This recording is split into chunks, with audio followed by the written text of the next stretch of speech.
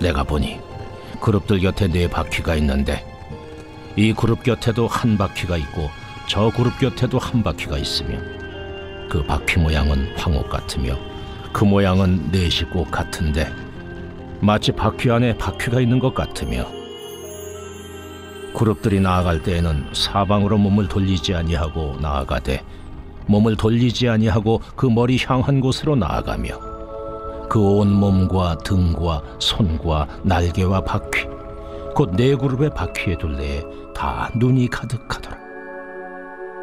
내가 들으니 그 바퀴들을 도는 것이라 부르며 그룹들에게는 각기 4면이 있는데 첫째 면은 그룹의 얼굴이요 둘째 면은 사람의 얼굴이요 셋째는 사자의 얼굴이요 넷째는 독수리의 얼굴이더라.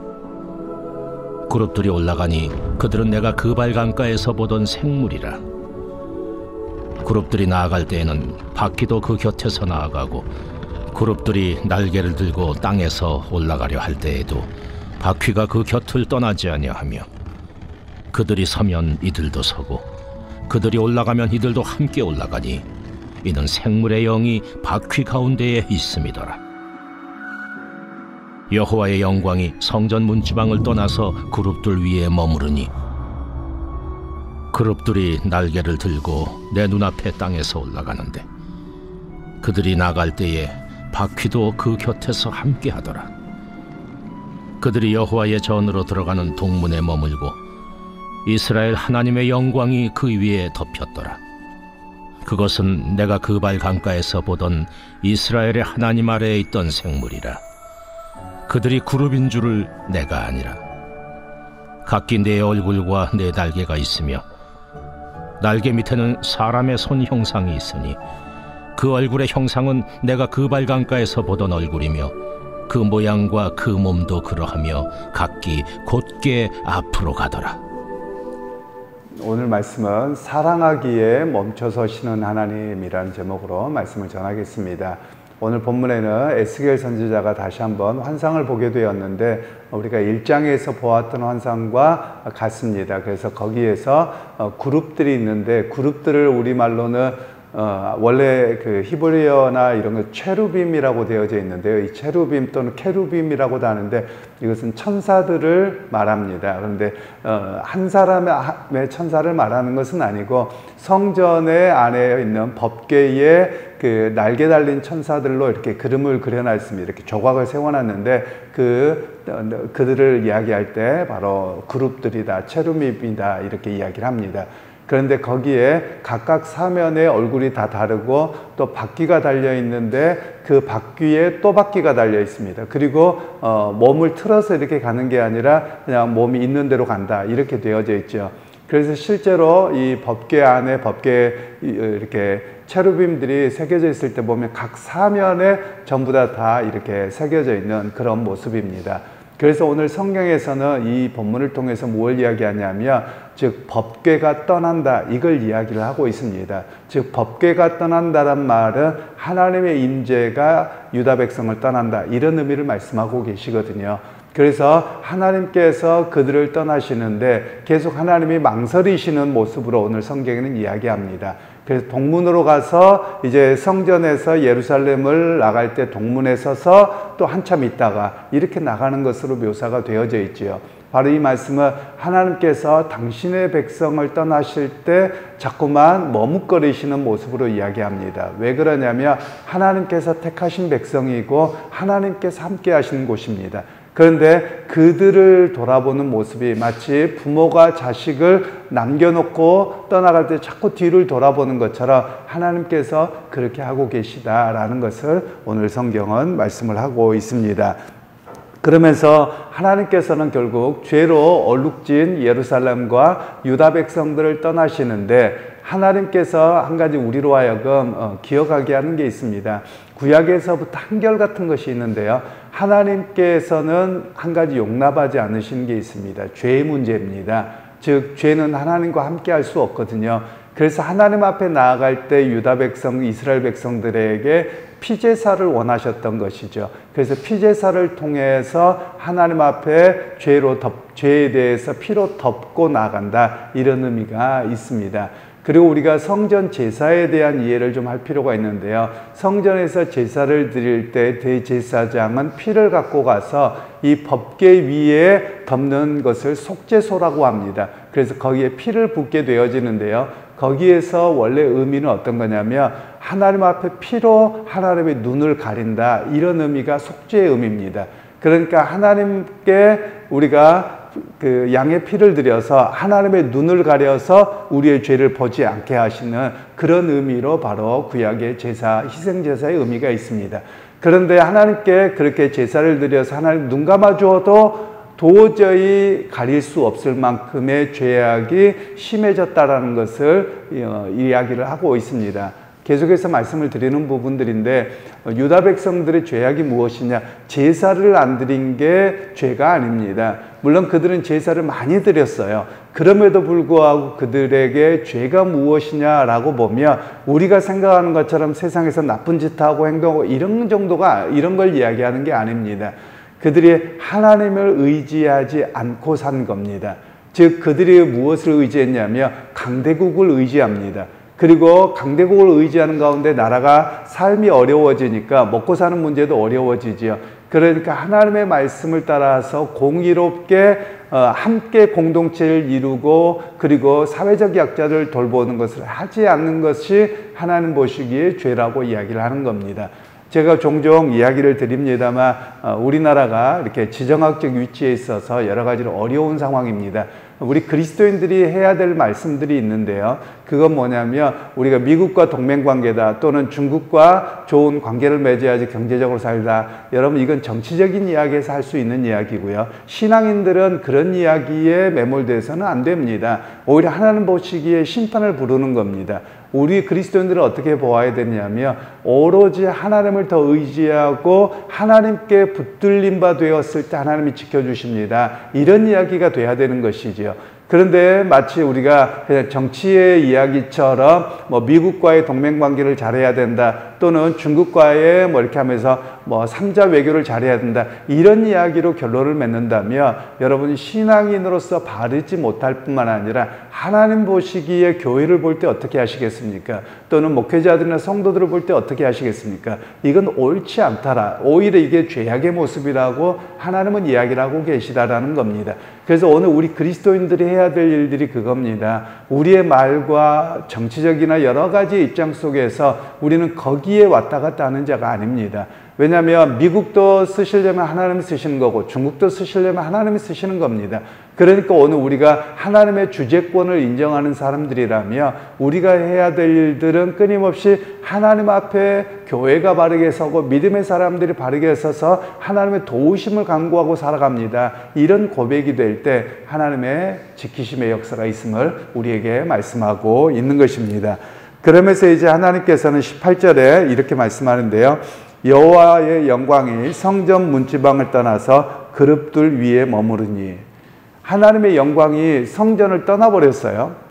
그리고 그룹들과 함께합니다. 즉 그룹들은 앞에 말씀드린 것처럼 법궤를 감싸고 있는 그 뚜껑이라고 표현할 수도 있는데요. 그 부분을 이야기합니다. 그러니까 법궤와 함께 하나님께서 떠나버리신다, 이런 의미로 이야기를 하고 있는 것이지요. 그러면 우리가 법궤를 이야기할 때 여러 가지를 생각할 수 있습니다. 보통 그 법궤 안에는 아론의 쌍난 지팡이와 그리고 모세에게 주셨던 10개의 십계명, 그리고 만나 항아리가 있습니다. 그러면 이것이 상징하는 바가 뭐냐라는 겁니다. 그리고 성경에서 법궤라고 말할 때도 있고 속죄소라고 말할 때도 있고 또 다르게 말할 때도 있거든요. 그런데 법궤라고 말할 때는 법을 강조해서 말하는 겁니다. 법을 담은 이렇게 상자라고 표현하고 있는 것이거든요. 그러면 법이라고 하는 것은 십계명이 가장 기본이 되는데 하나님의 말씀을 따라 살아감입니다. 여러분, 만나 항아리도 그것이 기적의 어떤 소산물이어서 있겠습니까? 아니면 누가 공급자였느냐라는 것을 기억하게 하기 위함이었겠습니까? 즉 유다 백성으로 하여금 너희가 광야 인생을 살아갈 때 만나를 누가 주셨느냐? 하나님이 공급해 주시지 않았느냐? 이런 이야기를 말씀하고 계시는 것이죠. 그리고 아론의 쌍난 지팡이는 여러분, 어떻게 지팡이에서 싹이 날 수 있습니까? 절대 지팡이에서 싹이 날 수가 없지요. 그러니까 이것은 단순하게 기적을 행했다 이게 아니라 누가 생명의 공급자이시냐라는 것을 나타내는 겁니다.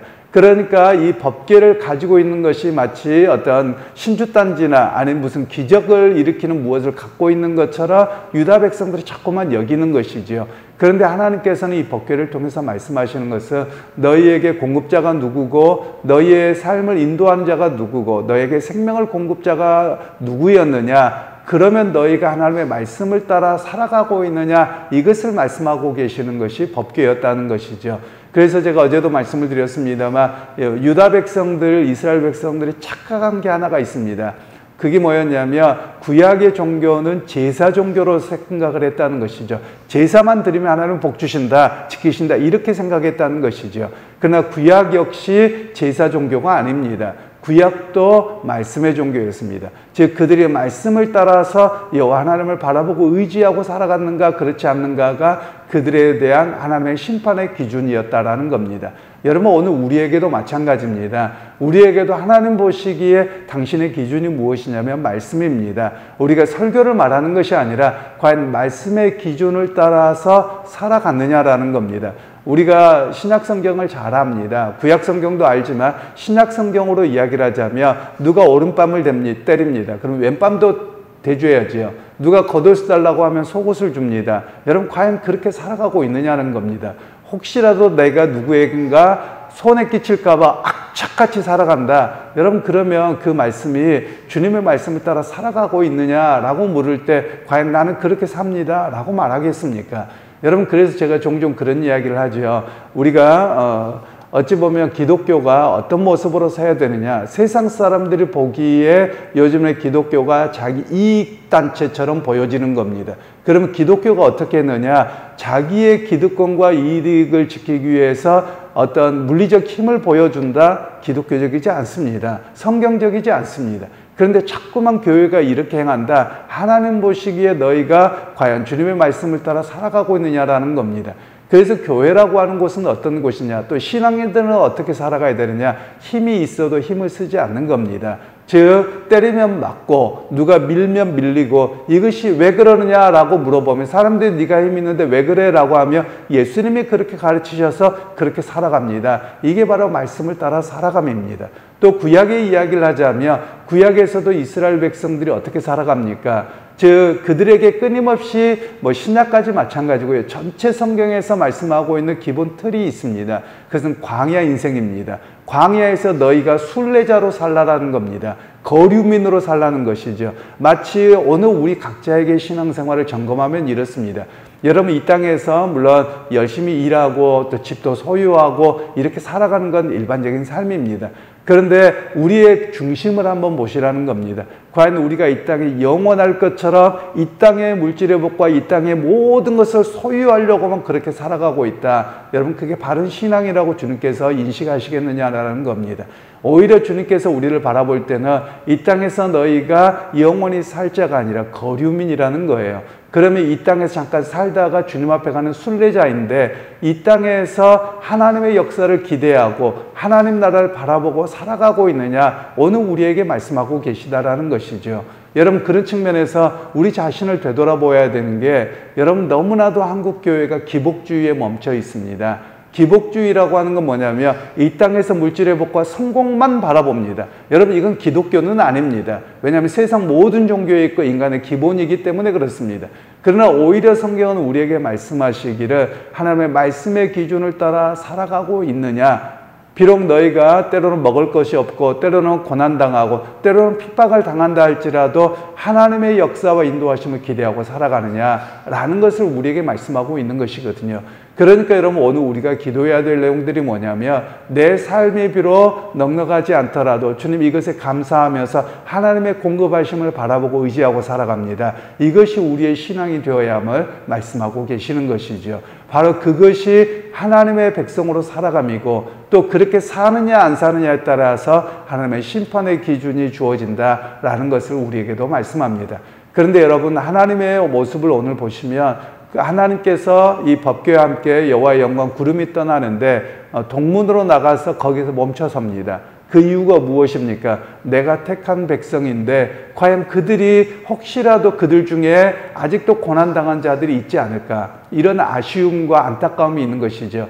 여러분 실제로 이 예루살렘의 멸망이 되어질 때 어떻겠습니까? 신앙 좋은 사람들에게는 아무 문제가 없었겠습니까? 그들만 하나님이 쏙 빼가시고 나머지만 다 심판하셨느냐? 그렇지 않습니다. 여러분 마치 우리 이렇게 이해하시면 됩니다. 우리나라에 전쟁이 일어난다고 하십시다. 그러면 전쟁이 일어나면 6.25 때 전쟁이 이미 일어났었습니다만 여러분 교회는 피하고 딴 데만 다 포탄 떨어지고 교회 안에만 있으면 안전하냐? 절대 그렇지 않습니다. 수원에 가시면 제암리교회라고 하는 곳이 있는데요. 거기에다가 공산군들이 전부 다 믿음의 사람들, 교회 또 동네 사람 다 집어넣고 교회당을 불살라서 그 지역 주민들과 교인들이 다 죽었거든요. 여러분 그러면 교회만 피해가냐? 결코 그렇지 않다라는 겁니다. 즉 하나님 앞에 경건하고 의지하고 살아가는 사람도 동일하게 고난과 죽음을 그리고 삶의 파탄을 경험하게 되는 겁니다. 그래서 하나님께서는 그들을 보면서 안타까워서 마치 곧바로 떠나지 않는 그런 모습이라는 것이죠. 여러분 오늘 우리의 삶이 그렇습니다. 하나님이 나를 보실 때 안타까운 마음, 긍휼의 마음을 갖도록 우리가 믿음의 사람으로 서야만 합니다. 그럴 때 하나님의 역사를 기대하고 살아갈 수 있는 우리의 모습이지요. 그런데 만일 여러분 생각해 보십시오. 믿음 생활을 한다고 했는데 잘못해서 아유 그러면 그렇지 너희들이 이러고 하나님이 떠나신다고 하면 여러분 우리는 결코 하나님 앞에 구원받지 못할 인생이 되는 것이지요. 그래서 오늘 성경 본문을 통해서는 하나님 보시기에 안타까운 사람, 하나님 보시기에 두고 떠나기 어려울 만큼 그런 믿음의 사람으로 우리가 서 있어야 함을 이야기하는 겁니다. 여러분 많은 그 교회를 보면서 이런 이야기를 합니다. 좀 깨어있는 분들이 이야기하기를 한국 교회가 암울하다라는 겁니다. 왜 암울하냐? 숫자가 적어서 문제가 아니고요. 우리가 왜 교회가 암울하냐? 과연 교회가 구약과 신약의 말씀을 통해서 바르게 서 있느냐? 아니면 세상적인 물질만을 쫓아가는 교회이냐? 이것 때문에 교회가 무척 안타깝다고들 이야기하는 겁니다. 성도들 몇 명이나 목회자들이나 교회 모습을 보며 이 땅에서의 복이 전부인 것처럼 살아가지 그러다가 혹시라도 천국 있으면 가고요. 이런 정도의 신앙처럼 인식하게 되는 겁니다. 여러분 그런 측면에서 오늘 우리가 정말 내 신앙을 다시 한번 점검하셔야 됩니다. 과연 내가 이 땅에서의 순례자로서 하나님의 역사를 바라보고 의지하고 살아가는 사람인가? 하나님 말씀을 의지하고 그 말씀을 쫓아가는 사람인가? 우리 자신을 점검해야만 할 것입니다. 그래서 여러분 이 땅의 삶에서 성실하게 살아가기는 하되 이 땅은 영원한 곳이 아니라 우리가 잠시 거쳐가는 곳입니다. 그래서 오늘 하루의 삶 속에서도 내게 주신 그 순례자의 삶을 성실하게 살아가게 하옵소서. 여러분 그렇게 고백하고 결단하면서 하나님 앞에서 온전한 삶으로 살아내는 그런 우리 모두가 되시기를 주님의 이름으로 축원합니다. 하나님 오늘 또 우리에게 당신의 백성을 떠나실 때 하나님이 자꾸만 멈칫거리시는 모습을 우리에게 보여주셨습니다. 하나님 참으로 유다 백성들이 얼마나 심하게 타락했으며 성전을 떠나가시는 하나님의 모습을 이렇게 그리고 있겠습니까? 하나님 오늘 우리의 자신도 깨어있게 하셔서 하나님이 우리를 떠나가지 않게 하시고 하나님이 우리를 볼 때 더욱더 긍휼하게 여기시는 참 믿음의 사람으로 말씀을 조차 의지하고 살아가는 믿음의 역사가 우리의 삶 가운데 있게 하옵소서. 예수님의 이름으로 기도하옵나이다. 아멘.